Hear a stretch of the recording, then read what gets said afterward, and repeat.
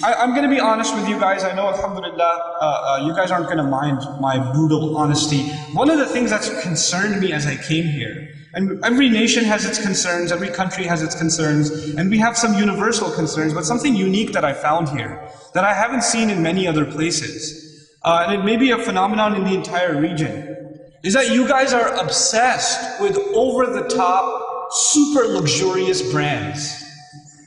Over the top. Like I saw a billboard for an Alfa Romeo. Like, or like a Porsche or something, or like a Rolex watch, or like, over the top. Oh my God. Like there's no normal commercials here. Nobody's like giving you a commercial for a toothbrush, or like a sneaker, or like a pair of socks or something. Everybody's like walking through a 7-star hotel and the water fountains on their side, and a hawk flies onto their arm, and and they check their diamond, and my God, and you know what that does to a society?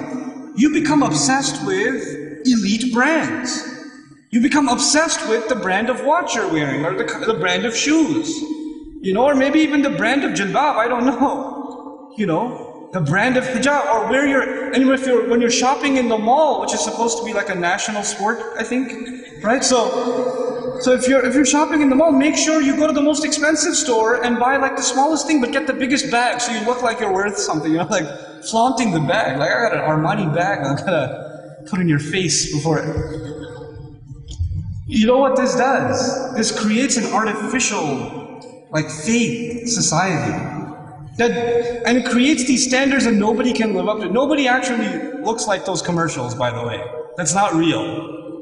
All that's fake. And people get so deluded by that. And then the people around them get deluded by that. If you're really going to be a sahib in this society, make being normal celebrated. Don't celebrate being over the top and posh and overly, luxurious. Celebrate normalcy. Celebrate being yourself. It's something cool. You don't have to be someone you're not. You don't have to live up to this fake standard of living that really nobody should be, that should be their normal state. It's not sustainable. It's not healthy for you to want that for your life. That's not a goal to live by.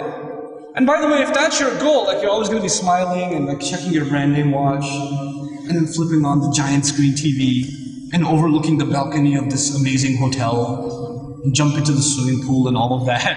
If that's the life you're dreaming about, you're going to live a miserable life.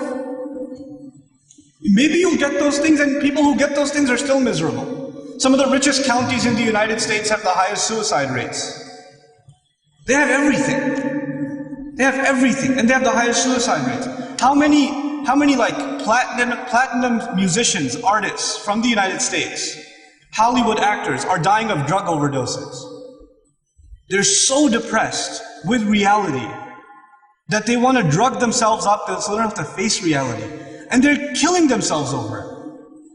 These are not people you want to be like. These are people you want to feel sorry for. You don't want to be like them, It's unfortunate that an entire generation of Muslims all over the world is like going crazy over pathetic, sad cases like Justin Bieber. I feel sorry for the guy, honestly.